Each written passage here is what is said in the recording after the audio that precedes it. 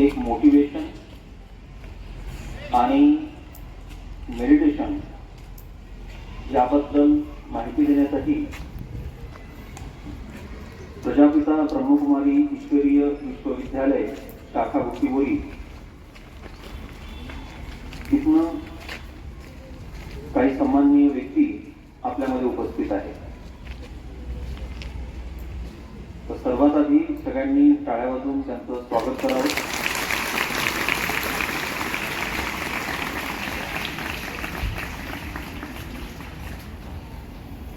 आजच्या काळात एक विद्यार्थी असो, शिक्षक असो किंवा सामान्य व्यक्ती हा थोडा डिप्रेशनने थोडा ग्रासलेला आहे. म्हणजे प्रत्येक व्यक्तीच्या डोक्यामध्ये काही ना काही विचार नेहमी सुरूच असतात आणि कोणत्या ना कोणत्या तो स्वतःमध्येच त्या सगळ्या गोष्टी दाबून ठेवतोय आणि त्यामुळे कुठे ना कुठे हे सर्व व्यक्ती डिप्रेशनमध्ये जातात. तर हे डिप्रेशन काय असते, या डिप्रेशनमधून आपल्याला कसं बाहेर निघता येईल आणि त्यासाठी मेडिटेशन कसं करता येईल, तर याबद्दलच आजच्या या सेशनमध्ये तुम्हाला माहिती मिळणार आहे. तर मी समोरचं एक स्वागताकरता मी पुढे सरांना माहिती आमंत्रित करतो. आज ब्रह्मकुमारी ईश्वरीय विश्वविद्यालय शाखा बुक्कीबोरी यांच्या माध्यमातून आपल्या समोर मोटिवेशनल स्पीकर उपस्थित आहे. ज्याप्रमाणे आपण संदीप माहेश्वरी, विवेक बिंद्रा यांचे मोटिवेशनल काही व्हिडिओज आपण यूट्यूबवर पाहत असतो आणि यंग जनरेशन खूप जास्त निगेटिव्हिटीने ग्रासलेली आहे. या निगेटिव्हिटीला आपल्यावर स्वार होण्याकरिता आपणच जबाबदार आहोत. अनेक गोष्टी आपल्या जीवनात घडत असतात, परंतु आपल्याला त्या घडलेल्या गोष्टीमधून पॉझिटिव्हिटी शोधणं ही एक कलाच आहे. जनरली कोणताही व्यक्ती फक्त निगेटिव्ह मार्गावर आणि पॉझिटिव्हिटी हे खूप दूर दूर चालत जाते.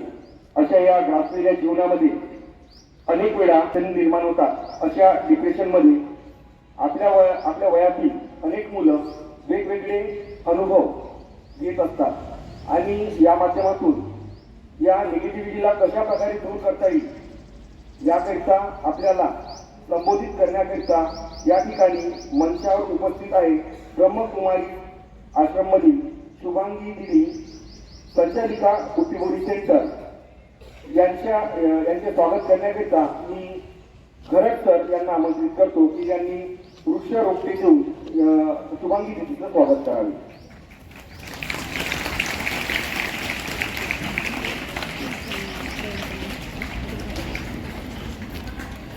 म्हणून लाभलेले डॉक्टर निर्मलभाई संदेश, medical professor, medical college Nagpur यांचे स्वागत करण्याकरिता मी गोळघाटे मॅडम यांना आमंत्रित करतो.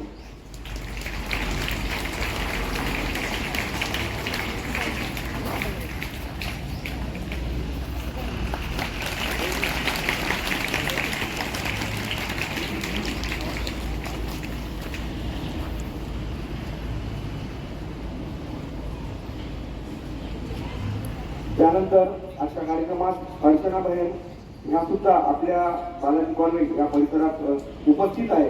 यांचे स्वागत करण्याकरिता मी गवळे मॅडम यांना आमंत्रित करतो की त्यांनी वृक्षरोपटे देऊन यांचे स्वागत करावे.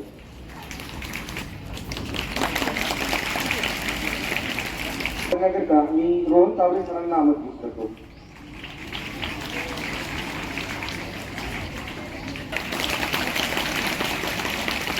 मी प्रीती मोरे मॅडम यांना आमंत्रित करतो. ज्या कार्यक्रमाच्या उपस्थितीची आपण इतक्या आतुरतेने वाट पाहत आहे, हा कार्यक्रम सुरू होण्याअगोदर सर्व विद्यार्थ्यांना फक्त एकच सूचना आहे की या कार्यक्रमाला जितके तुम्ही शांत चित्त मनाने ऐकाल हा तितकाच इफेक्टिव्ह होणार. म्हणून बघा, तुमच्या सभोवताली अनेक गोष्टी निर्माण होणार आहेत आणि तुमची परीक्षा ही की या सर्व गोष्टींमध्ये जर तुम्ही स्वतःला सावरलं आणि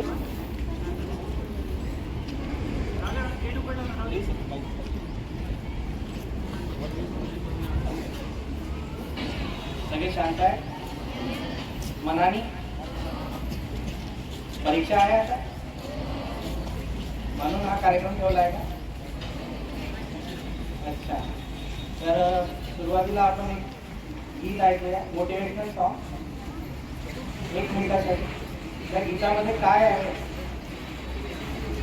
ॲनालाइज करा, बघा की ते गीत आपल्याला काय शिकवतं, लक्षपूर्वक ऐका.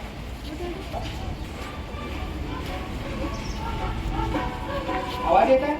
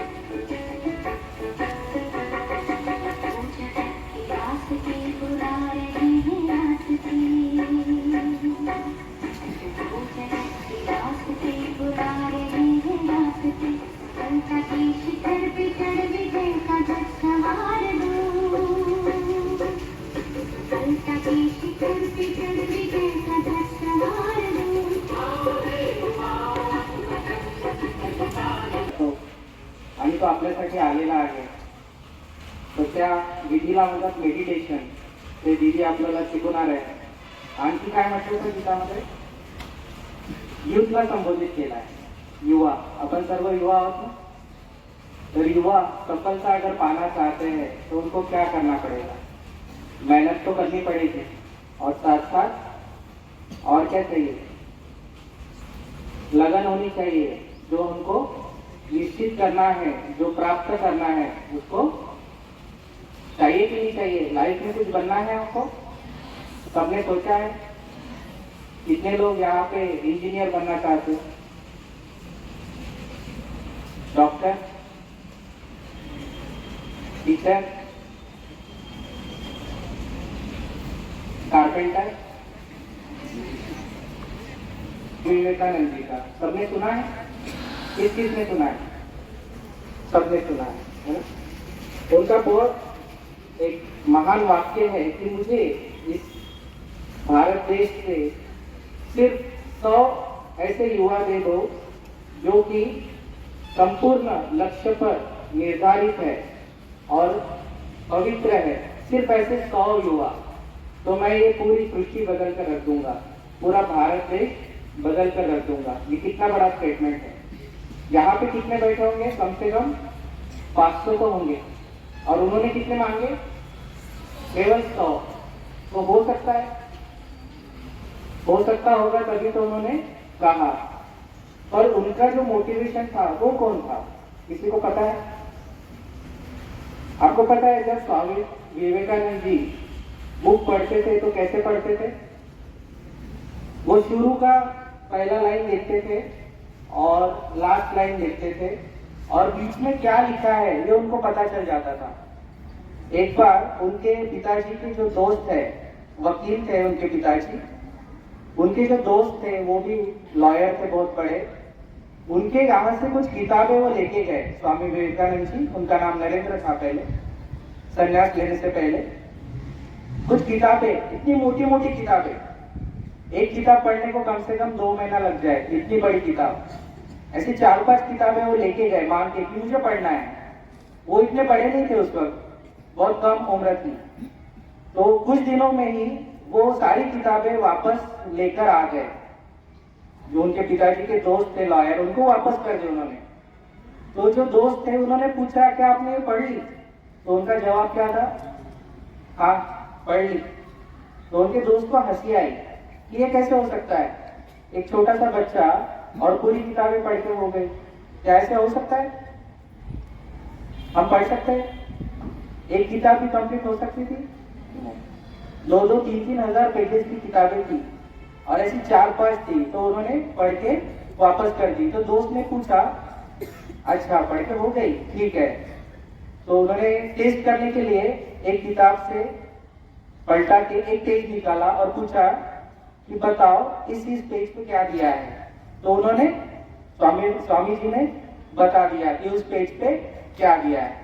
ऐसी 4-5 किताबों में से उन्होंने पूछा और उन्होंने सही बताया। इसका मतलब क्या था कि उन्होंने पूरी किताबें पढ़ ली थी और अच्छे से पढ़ ली थी, क्योंकि उन्होंने एक्यूरेट बता दिया कि अंदर क्या है।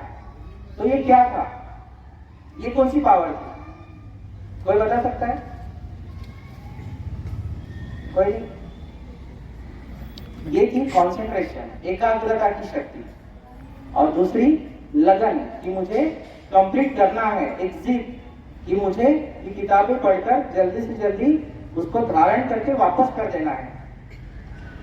तो ये एकाग्रता की शक्ति स्टूडेंट लाइफ में बहुत बहुत जरूरी है अगर आपको सफलता पानी है तो। ना सिर्फ एग्जाम में, हमारी लाइफ सिर्फ एग्जाम तक सीमित नहीं है। अभी तो आप 10वीं 12वीं या फर्स्ट ईयर सेकंड ईयर में होंगे, पर उसके बाद की लाइफ जो होती है वो आपकी लाइफ होती है। और अगर कोई भी संस्कार हम अभी से डाल लेते हैं स्टूडेंट लाइफ से, तो हमको पूरी जिंदगी भर काम में आता है। ओके, एक कहानी सुनते हैं। वहाँ का जो मैनेजर होता है वो चिंतित हो जाता है और वो बहुत सारे इंजीनियर को उस मशीन के काम पे लगाता है कि इसको ठीक कर दो, पर कोई भी ठीक नहीं कर पाता। तो कोई उसको सुझाव देता है कि आपके यहाँ पे इस मशीन पर पहले जो इंजीनियर काम करते थे वो भी रिटायर हो गए हैं, क्यों नहीं आप उनको वापस बुला लेते हो और वो इसको ठीक कर देंगे। तो वो वैसे ही करते हैं, मैनेजर और उस इंजीनियर साहब को बुलाते हैं जो रिटायर हो गए थे। वो आते हैं इंजीनियर साहब और दिन भर उस मशीन के सामने बैठे रहते हैं। बहुत बड़ी मशीन है और उस मशीन में कम से कम 15-20 पार्ट है। अब कौन सा पार्ट खराब हुआ है पता नहीं। वो बैठे रहते हैं सुबह 10 बजे से शाम को 5 बजे तक, कुछ नहीं करते। जब वापस जाने का समय होता है तो वो एक चॉक उठाते हैं और उस 15-20 पार्ट में से एक पार्ट के ऊपर वो क्रॉस करते हैं और उस मैनेजर को कहते हैं कि आप इस पार्ट को चेंज कर दो तो आपकी ये मशीन ठीक हो जाए। तो वो वैसे ही करते हैं मैनेजर साहब और वो मशीन ठीक हो जाती है। और मशीन ठीक हो जाती है तो जो लॉस हो रहा था वो भी कवर अप हो जाता है, प्रोडक्शन फिर से शुरू। तो जो इंजीनियर साहब अपना बिल भेजते हैं, उन्होंने काम किया था ना, तो अपना बिल भेजते हैं। कितने का बिल भेजते होंगे, कितने का काम किया होगा उन्होंने? हम होते तो कितना पैसा लेते? अच्छा, उन्होंने क्या किया था, है ना, केवल एक क्रॉस किया था, बाकी कुछ किया, पर उन्होंने पैसे कितने मांगे होंगे? 1 लाख रुपया। ज्यादा हुआ? कितना लेना चाहिए था? चौक से जो क्रॉस किया उसका 1 रुपया, क्रॉस करने का 1 रुपया, और बाकी कितने बचे? 99,999। ये किस बात के? एजुकेशन के। कोई बता? एजुकेशन के, जल्दी से। पढ़ाई के, सर एजुकेशन। बोल रहे हैं एजुकेशन का, और कोई? एक्सपीरियंस का, वेरी गुड आंसर। और एकाग्रता का, वेरी गुड। और जल्दी से। क्रॉस करने का 1 रुपया, और बाकी का?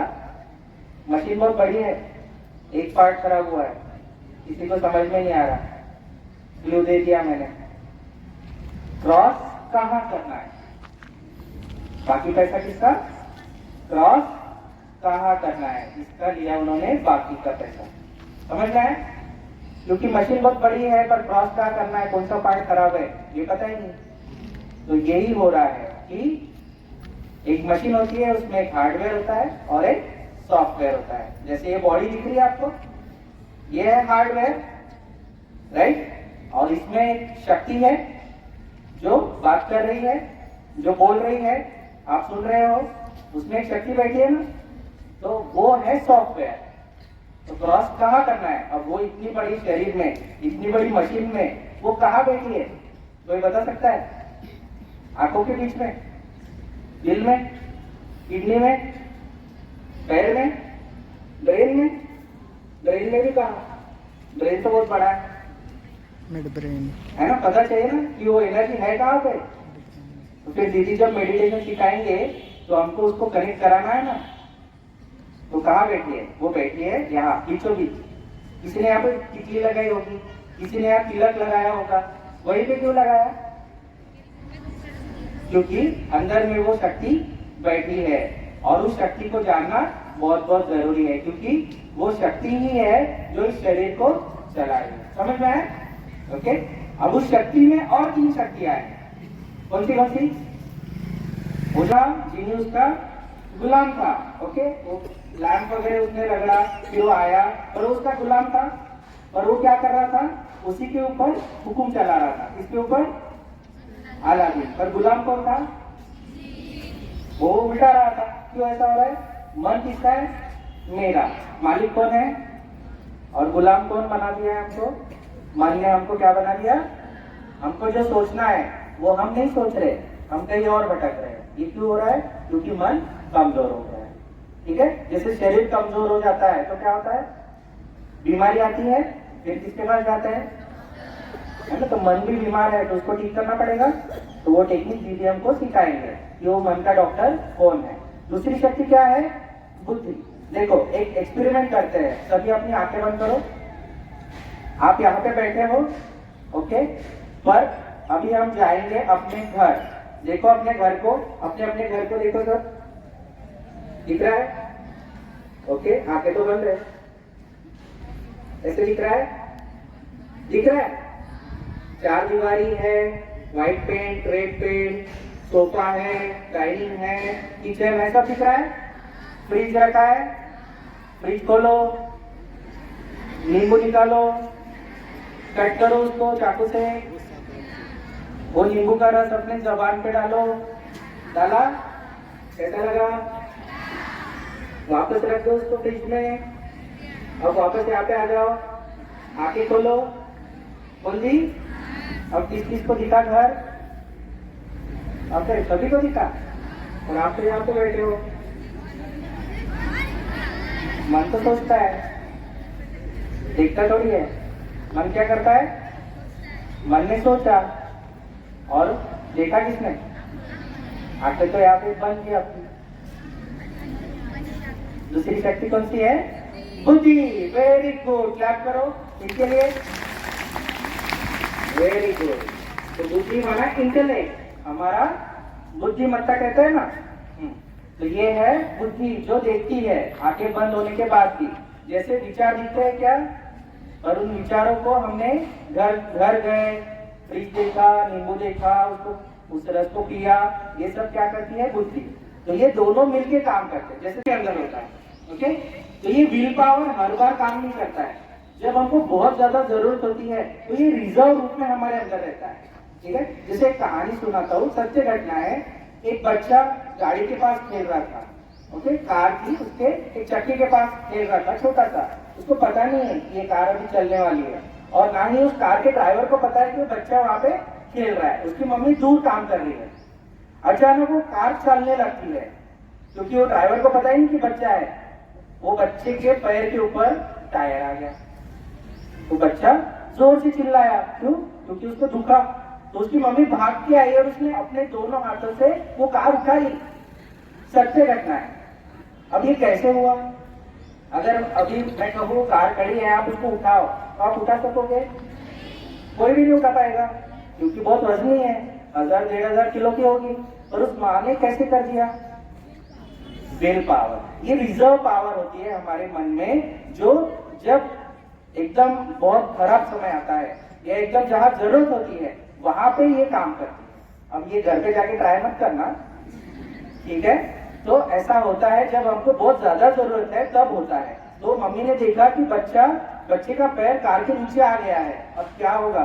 उसका पैर टूट जाएगा, और वो रो रहा है। तो उसको देखा नहीं गया, तो उसने पूरी शक्ति लगाई और उस कार को थोड़ा सा ऊपर उठाया, तो बच्चे ने पैर बाजू कर दिया और वो बच गया। तो ये थी विल पावर। ये विल पावर हर एक के अंदर होती है। देखिए, कोई बच्चा बुद्धू है, सपोज एग्जाम्पल, पर अगर वो मेहनत करता है, बहुत मेहनत करता है और क्लास में टॉप 10 में आ जाता है, तो ये कहां से आया पावर? उसको किसी ने मोटिवेट किया है, किसी ने उसको बताया कि ये एजुकेशन लेना, पढ़ना बहुत जरूरी है। उसको किसी ने मोटिवेट किया, विल पावर के बारे में बताया, तब जाके जो लास्ट क्लास में आता था जिसका नंबर, वो पहले आ रहा है। तो ये क्या है? ये विल पावर उसके अंदर थी, पर उसको यूज नहीं कर रहा था। तो कभी कभी एक धक्का देना जरूरी होता है किसी को आगे बढ़ाने के लिए। समझ में आया? अभी देखिए डॉक्टर एपीजे अब्दुल कलाम के बारे में सब जानते हैं। कौन थे? साइंटिस्ट थे, मिसाइल मैन थे, पीपल्स प्रेसिडेंट उनको कहा जाता था। और उन्होंने प्रेसिडेंट थे, मिसाइल मैन थे। उन्होंने इतने सारे रॉकेट बनाए, मिसाइल बनाए, देश की सुरक्षा में बहुत हाथभार लगाया। पर वो बहुत सिंपल थे, इतने सिंपल थे। उनका पूरा बचपन बहुत गरीबी में गया, पर उनकी एक बहुत विल पावर थी कि वो उनको पढ़ाई से बहुत लगाव था।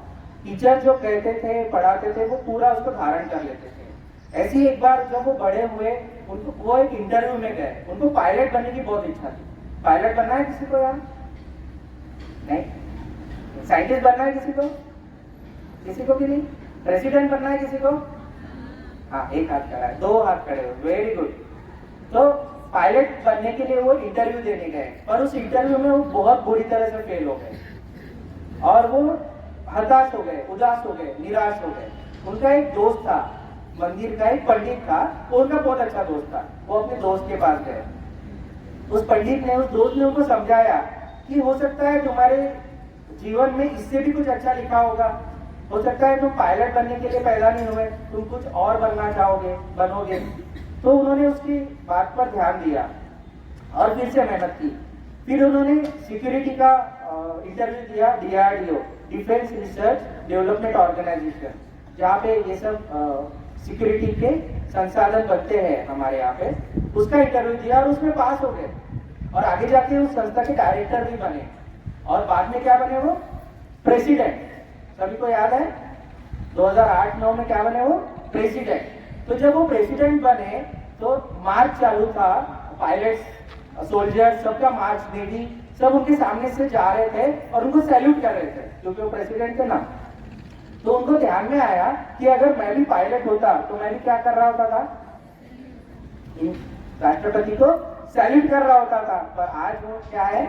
स्वयं राष्ट्रपति है। तो इस कहानी से क्या सीखा कि कभी कभी असफलता भी आती है, पर हमको वहां पे रुकना नहीं है, हारना नहीं है, आगे बढ़ते जाना है, क्योंकि हो सकता है भगवान ने हमारे लिए कुछ अच्छा सोचा होगा, है ना। तो इसलिए मेहनत करते रहनी है। अब्राहम लिंकन के बारे में सबको पता है? कौन थे? नहीं पता? कुछ लोग बोल रहे हैं बिजनेस में फेल हुए, 24 की उम्र में वाइफ का देहांत हो गया, 26 की उम्र में वाइस प्रेसिडेंट का इलेक्शन हार गए, सीनेट का इलेक्शन हार गए 29 की उम्र में। ऐसे हारते हारते हारते हारते 52 की उम्र में जाके उन्होंने प्रेसिडेंट का पोल जीता। 52वें साल में वो जीत। तो ये थे अब्राहम लिंकन कि कभी भी हारना नहीं है, मेहनत करते रहनी है, कभी ना कभी सफलता जरूर मिलेगी। ठीक है, बाहर आ जानी चाहिए, पर ऐसा नहीं होता। क्यों? क्योंकि जो एक फेकड़ा ऊपर है वो बाहर आने वाला होता है, दूसरा क्या करता है? उसका पैर खींच के उसको वापस बॉटल में। तो ये क्या है? ना खुद आगे बढ़ना, ना ये नहीं करना है हमको। एप्रिसिएशन, खुद भी आगे बढ़ो और साथ साथ दूसरों को भी आगे बढ़ाओ। अगर आपके क्लास में कोई होशियार स्टूडेंट है तो उससे सीखो, उसको अप्रिशिएट करो और उसके जैसा बनने की कोशिश करो, ना कि उसका पैर खींचो। ठीक है, ये एक आर्ट है। दूसरा लिसनिंग। लिसनिंग माना सुनना। और जो टीचर्स हमको बताते हैं क्लास में, जो माता पिता हमको बताते हैं, हमारे बड़े हमको बताते हैं, सिखाते हैं, वो ध्यान से सुनना है, कॉन्सेंट्रेशन।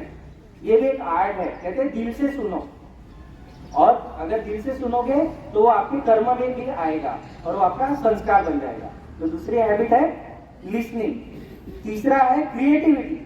कुछ तो नया करते रहो, कुछ तो नया। आपकी हॉबीज होंगी, उसको डेवलप करो आपकी लाइफ में। तो जितना आप क्रिएटिव करोगे, सोचोगे, उतना लाइफ में आगे बढ़ोगे। थक के हार के बैठ नहीं जाना है। एक एडिसन करके एक साइंटिस्ट था, उसने बल्ब बनाया, आपको पता है?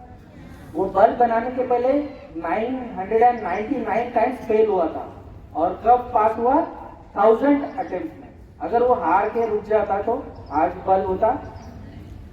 तो 990 उसने कहा, उसको किसी ने पूछा कि आप हारते नहीं हो, आप कोशिश करते ही रहते हो। उसने कहा जब भी मैं हारता हूँ तो मुझे पता चल जाता है कि मुझे इस रूट से नहीं जाना है, मुझे कोई और टेक्निक यूज करनी है। तो ये जो 9 टाइम्स वो फेल हुआ, वो उसको पता चल गया कि मुझे इस टेक्निक से नहीं जाना है, कुछ अलग करना है, क्रिएटिव। तो जितना क्रिएटिविटी करेंगे उतना हम आगे बढ़ेंगे। चौथा है प्ले। कहते हैं जीवन एक संघर्ष है, पर अगर हम उसको उमंग उत्साह के साथ, खेल कूद के साथ आगे बढ़ते हैं तो क्या होता है, सफलता मिलती है। और अगर उदास होके, निराश होके कुछ कर्म करोगे तो क्या होगा, फेल हो जाएंगे। एक क्रिएटिविटी करते हैं जल्दी से, बैठे बैठे ही मैं 1 बोलूंगा तो आपको राइट हैंड ऊपर करना है, 1। मैं 2 बोलूंगा तो आपको क्लैप करना है, 2, 1, 2। जब मैं 3 बोलूंगा आपको लेफ्ट हैंड ऊपर करना है, 3, 1। किसने किया क्लैप? मैंने बोला था 1 माना, 2 माना, 3 माना, 4 माना, बताया नहीं है ना। तो फिर से अभी फास्ट करेंगे, 1, 2, 3, 4 बताया नहीं ना। 4 माना, पार्टनर के साथ क्लैप, आपके बाजू में जो बैठा होगा उसके साथ क्लैप, 4, 4, 4, 3, 2, 1। अभी फास्ट, 1, 2, 3, 4, 1, 2, 4, 3। क्या हो गया, कंफ्यूज हो गए? लाइफ भी हमको ऐसे ही कंफ्यूज करती है। पर आपको मजा आया? मजा क्यों आया? क्योंकि आप खेलकूद में उमंग उत्साह से कर रहे थे, है ना। तो लाइफ में भी ऐसी प्रॉब्लम्स आएंगे, आज एक आ रहा है, कल दूसरा आएगा, परसों पता नहीं क्या आएगा, पर खेलना है, उमंग उत्साह में क्रिएटिविटी करते हुए, खेलकूद करते हुए आगे बढ़ना है। चाहे पढ़ाई का टॉपिक डिफिकल्ट हो तो मेहनत करो, पर उसमें सफलता मिल जाएगी। फिफ्थ है रिफ्लेक्शन। रिफ्लेक्शन माना पास्ट की कुछ अच्छी चीजें हुई है आपके साथ, किसी को कुछ प्राइज मिला होगा, किसी को फर्स्ट रैंक आया होगा, किसी ने किसी की मदद की होगी, कोई भी अच्छी चीज आपके साथ हुई होगी कभी ना कभी, उसको याद करना। पास्ट में जो भी अच्छा चीज हुआ है उसको याद करो और उस मेमोरी को सामने लाओ, इसको कहते हैं रिफ्लेक्शन। तो इससे क्या होता है, वो पास्ट की अच्छी मेमोरी जब सामने आती है तो आपका माइंड एंड इंटेलेक्ट रिफ्रेश हो जाता है, ठीक है, रिफ्लेक्शन। 6th है विजुअलाइजेशन। बहुत अच्छी टेक्निक है। विजुअलाइजेशन माना क्या, अच्छी मेमोरीज क्रिएट करना। जैसे मैं जब 10th में था तो मुझे बहुत डिफिकल्ट लगता था और घर वालों की इच्छा थी और टीचर्स को बहुत एक्सपेक्टेशन थी कि ये अच्छा कुछ करेगा अपनी लाइफ में, और इस 10वीं के एग्जाम में उनको एक्सपेक्टेशन था कि ये मेरिट में आएगा, पर मेरी पढ़ाई इतनी अच्छी नहीं थी। तो मुझे किसी ने एक टेक्निक बताई, आपको भी ये टेक्निक करनी है अपनी लाइफ में, इसको यूज करना। कम से कम 21 दिन आपको विजुअलाइज करना है जो भी रिजल्ट आपको चाहिए। सपोज किसी को चाहिए कि मैं टॉप 5 में आ जाऊं, तो आपको ये विजुअलाइज करना है रोज, स्पेशली मॉर्निंग आवर्स में, सुबह सुबह जब आप उठते हो कि मैं टॉप 5 में आ रही हूँ या आ रहा हूँ, या मेरा फर्स्ट रैंक आ रहा है या मैं फर्स्ट आ रही हूँ, या जो भी आपको अचीव करना है। ये तो एग्जाम्पल थे, कुछ भी जो आपको अचीव करना है इसको आप विजुअलाइज कीजिए। मन के पास शक्ति है सोचने की और बुद्धि देखती है इस रिजल्ट को कि आप टॉप 5 में आ रहे हो या फर्स्ट आ रहे हो। तो उससे क्या होगा, वो एक पॉजिटिव इमेज बनेगी और आपके ब्रेन में डीप चला जाएगा, आपके मन में, कि ऐसा हो रहा है। इसको कहते हैं विजुअलाइजेशन। ये टेक्निक है, समझ में आया सबको? ओके। And last meditation. ये सबसे पावरफुल टेक्निक है मेडिटेशन, जो अभी हमको दीदी सिखाने वाले हैं। मेडिटेशन माने क्या, कनेक्शन। हमने अभी देखा कि अपने अंदर में शक्ति है, ब्रेन के बीचों बीच बैठी है, उसको कहते हैं सोल या एनर्जी या आत्मा, जो इस शरीर का सॉफ्टवेयर है, उसको कैसे चार्ज करना है, इस टेक्निक को कहते हैं मेडिटेशन।